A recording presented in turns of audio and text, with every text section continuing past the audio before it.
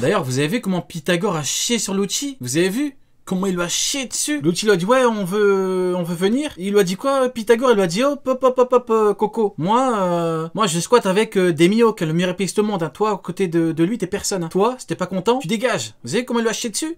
Il lui a dit ouais, on veut venir. Il lui a dit non. Il y a une base de la marine pas loin. Va là-bas. C'est très grave. Hein. Vous vous rendez compte à quel point Pythagore il a chié sur Lucci? Retenez bien ça.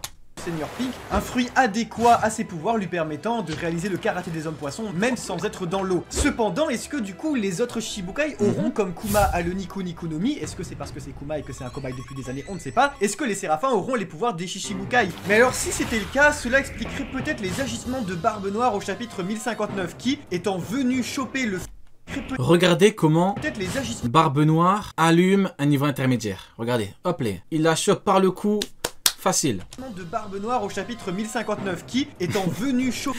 Hancock niveau intermédiaire, c'est une dinguerie. Non, c'est trop grave. Le fruit de boa Hancock est finalement parti la queue entre les jambes. Et voilà. Ça, c'est un niveau intermédiaire. Regardez la différence. Quand un niveau intermédiaire arrive, regardez. Ça, c'est la différence. Quand il a vu justement... Non, on me dit quoi on me dit Rayleigh Prime, c'est un niveau Kizaru, c'est pas un niveau intermédiaire, mais... Kizaru égale Marco. Vous me dites que... Le fruit de boa Hancock est finalement... Là, c'est Marco qui lui fait cet effet-là. C'est Marco qui lui fait cet effet-là. Mais là, il y a Marco devant lui. Regardez comment il se chie dessus. Il y a un truc qui est chiant, c'est que quand dans le manga, t'as tout dans le manga, c'est trop grave. Entre les jambes, quand il a vu justement S-Snake et le S-Hawk l'attaquer. Alors avec un peu de jugeote, et on sait que Teach est un personnage extrêmement intelligent, est-ce que ce dernier n'aurait-il pas compris finalement que le séraphin Snake posséderait éventuellement les pouvoirs de boa Hancock, ce qui l'aurait finalement amené à épargner l'impératrice? Mais alors, en parlant de Kuma, on remarque que le véritable, depuis que d'étrave, se téléporte également et doit se rendre, sans aucun doute, sur Egghead. Rappelez-vous, au chapitre précédent, Vegapunk disait à Luffy qu'il devait... La réputation de Rayleigh supérieure à Mihawk. Non, mais 1000 fois. Non, mais 1 milliard de fois. Mais Crocodile dit pas à Rayleigh vieux. Dégage de là où je t'écrase, hein, un petit peu de... Et rendre à Bonnie quelque chose qui lui appartient. Est-ce que, alors, Vegapunk ne serait pas en réalité le 7e satellite du professeur caché avec qui il communiquerait depuis des années grâce au Punk Record et lui aurait demandé de venir sur Egghead Island et plus exactement en son sommet, là où se rend Luffy et là où Vegapunk a précisé qu'il devait emmener Bonnie. Du coup, il ne serait pas étonnant qu'au sommet de trouve la rédemption de Bonnie, Vegapunk et Kuma, avec Luffy comme témoin. Ce que veut rendre Vegapunk à Bonnie serait peut-être tout simplement son père. Mais comme on sait que Kuma est destiné à mourir, ça va de soi, il ne lui reste plus grand chose, peut-être que sa dernière part de conscience revient à sa fille, à lui raconter quelque chose, son histoire et celle de Vegapunk, sa volonté, son héritage et surtout toute la vérité. Et alors sur le chemin, le CP-ID-0 s'interpose. En vrai de vrai, rien à voir avec la vidéo, je fais une petite aparté rapide.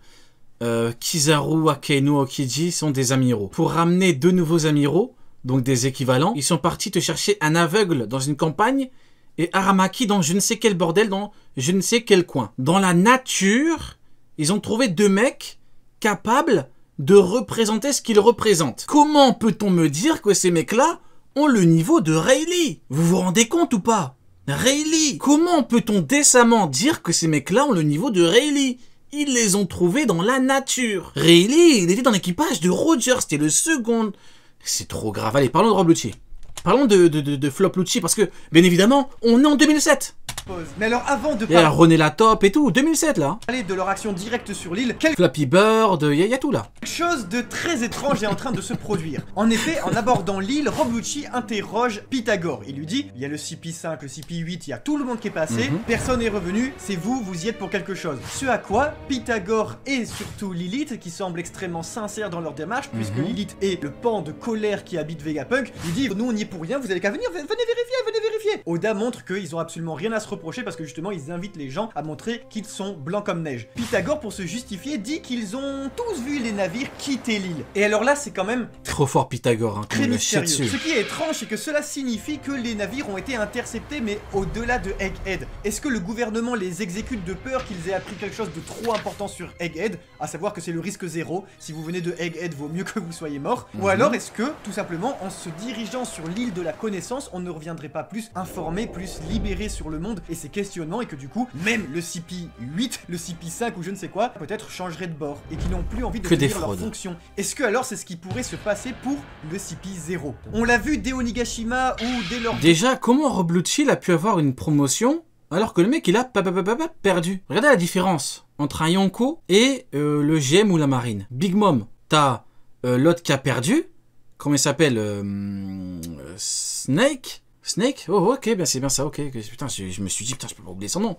Donc Snake, il a perdu, et elle lui a dit, va te faire foutre. Snake, t'es plus sous de commandeur. Tu peux pas, parce que quand tu donnes une promotion à quelqu'un, tu le remercies, tu le gratifies.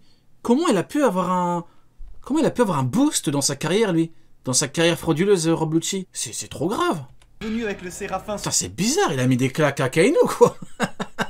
Attends, mais comment il a pu avoir un... Comment ils ont pu avoir des promotions? Attends, mais c'est une dinguerie. Attends, mais ils ont évolué, quoi. Mais ils ont bien évolué, ils ont battu quelqu'un. Comment ils ont pu... Là, j'ai la voix qui parle en live, là. Bizarre. Sur le navire proche de Egghead, le CP0 s'interroge énormément. Alors, est-ce qu'il ne finirait pas par déserter? Quoi qu'il en soit, la venue du CP0 semble, et à juste titre vis-à-vis des paroles de Jinbei, annonce de très mauvais présages. L'ex-Shishibukai nous le dit très clairement. On dit que lorsque le CP0 arrive, c'est qu'il va y avoir une big catastrophe, un événement majeur dans l'histoire. Pour échapper à tout ça, Vegapunk devient invisible. Il va pouvoir se rendre sans souci. Depuis tout à l'heure, tu spams, il a rendu ses ongles noirs avec son caca.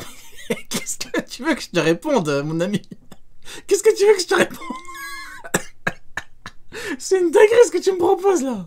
Au sommet du dôme. C'est trop grave. Un dôme qui d'ailleurs est protégé mystérieusement grâce à une double ligne qui entoure tout Egghead et dont le chiffre augmente. Les plus attentifs d'entre vous auront remarqué que les chapitres précédents indiquaient 66. Cependant aujourd'hui il indique 72. On sait également grâce à ceci qui était visiblement une ancienne maths ou je ne sais quoi sur l'île que si on dépasse les deux lignes, le champ de force s'active et kaboum on explose. Alors quelles seraient vos théories là-dessus en sachant qu'il a légèrement augmenté? Nous ici on pense tout simplement que soit c'est une jauge de chargement et que c'est en train de charger et qu'à 100% pouf il y a l'œuf qui va décoller ou je ne sais quoi, ou tout simplement peut-être que c'est la jauge de puissance qui permet d'empêcher les gens qui auraient une puissance inférieure au pourcentage indiqué sur la ligne de pénétrer la zone supérieure de l'œuf. En effet, on en a marre de Rob Lucci, c'est bon, parlons de Xebec. Mais en 2007 ou quoi? C'est une dinguerie, hein? 2007! Vieux lecteurs d'entre vous s'en souviennent, le CP9 avait utilisé une mécanique vraiment digne des plus grands Neketsu, à savoir, moi je vaux 100 hommes, moi j'en vaux 300, moi j'en vaux 800. J'ai hâte de voir à quoi ressemblent tous les amiraux. C'était une façon d'instaurer la puissance du CP9 et de ses membres vis-à-vis de Zoro, Sanji et Rob Lucci pour Luffy. Du coup ici, comme on est passé de 66 à 72 pile quand Kaku monte, est-ce qu'on pourrait pas dire que Kaku a une puissance d'environ 72% maximum et que lorsque Rob Lucci va vouloir y aller, Pythagore va dire augmenter la barrière à 87% par exemple. En tout cas, n'hésitez pas à nous dire vos petites théories sur le chiffre en question. Cependant, on le sait tous très bien, le CP0 paraît plus qu'impuissant sur Egghead face premièrement à plusieurs séraphins, mais surtout à l'équipage des Mugiwara qui est un équipage d'empereurs. D'autant plus que Rob Lucci vient de casser la gueule à l'unique personne sur l'île qui a donné... Après, si vraiment Rob Lucci, genre il en a rien à foutre, il dit à Luffy, on a rien à foutre, I'm not weaker than you,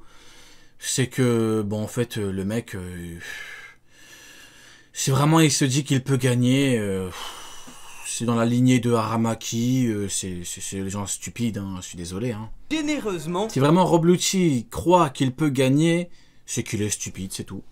De la nourriture à Moon qui dit Luffy. Pire erreur. Vous voyez très bien où est-ce que tout ça va aller. Bienvenue à tous en 2006. Bienvenue à Ah mais il le dit. Lobby, le Et match ben voilà, bienvenue en 2006, voilà. retour entre Monkey D. Luffy C'est la et Coupe du Monde là. Rob Lucci. Combien de temps va durer ce match selon vous? Une seconde ou bien Putain, j'ai hâte de voir si la France va battre l'Italie là. un peu plus longtemps? Heureusement qu'on peut compter sur Zinedine Zidane là. C'est ça qu'on a tous hâte de voir, mais dans tous les cas, c'est les énormes feels, les énormes feels incroyable. de voir Rob Lucci en léopard faire un Hulk Hogan. La dernière fois, c'était littéralement il y a 17 ans. Beaucoup d'entre vous n'étaient pas nés. Je trouve que c'est une dinguerie. Je trouve ça même très émouvant. Ça crée un décalage, un malaise, parce que on sait pas du tout où est-ce que Oda va en venir avec ça. Est-ce que Rob Lucci va pouvoir résister à Luffy? Surtout qu'on remarque que comme Luffy rencontre Lucci, Kaku, lui, voulait directement se rendre Non mais au c'est trop grave, mais je suis désolé. Zoro, il a battu King.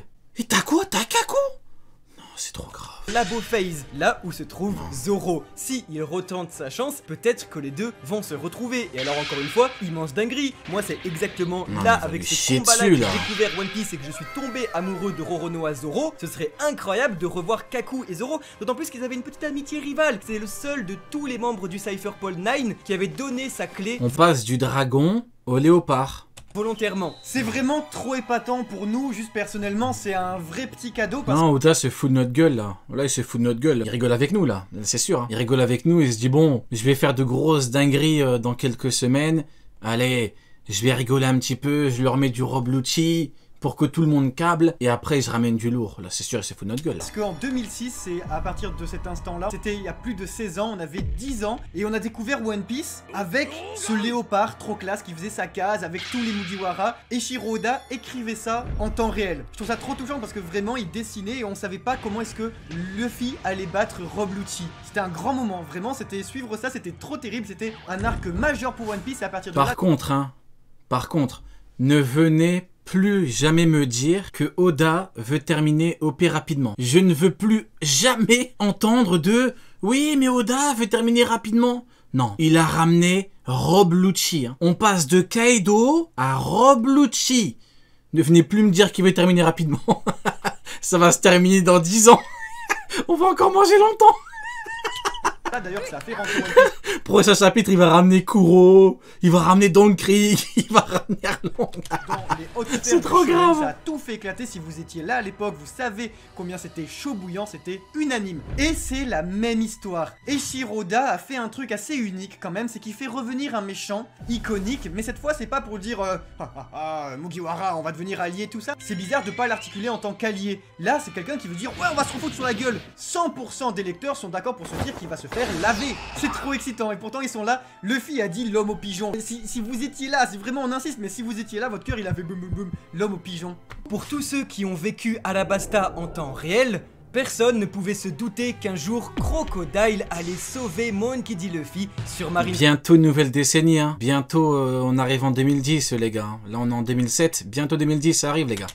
Alors pourquoi est-ce que Rob Lucci n'aurait pas le droit lui aussi à cette chance, à cette rédemption? Car le problème avec Rob Lucci... Après on ne peut pas nier le fait que cet homme pue le flot. On ne peut pas...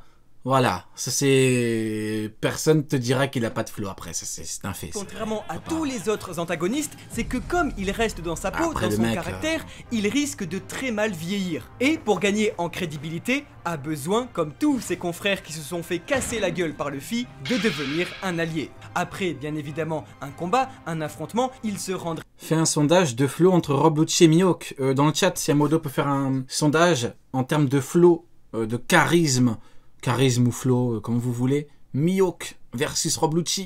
compte, comme tous les agents du CP0 avant lui sur Onigashima. Moi, de toute façon, je vous le dis, hein, si Rob Lucci donne un combat, ne serait-ce qu'un petit combat à Luffy, il a un meilleur palmarès que Mihawk. Hein. Ça, c'est factuel. Hein. Au bout d'un moment, quand Crocodile te dit tu bouges pas, et que lui, il combat un mec qui a battu Kaido, je suis désolé. Hein. Mais bon, après, on verra.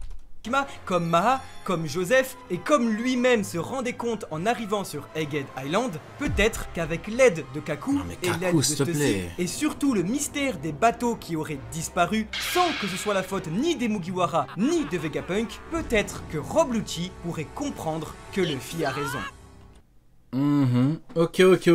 Bon, bah écoutez, c'était pas mal du tout, hein. C'était pas mal du tout. Bon, pas mal de Rob Lucci, pas mal de maths également. Bon, bah écoutez, c'était bien. J'ai bien aimé. Qui a le plus de flow pour le moment? Mid-Hawk, oh, vous êtes des gamins. Pour le moment, Mid-Hawk est en train de gagner. Attendez, je vais voter, moi. Hop, je ne vous dirai pas pour qui j'ai voté, mais sachez que j'ai des chaussures de ce personnage.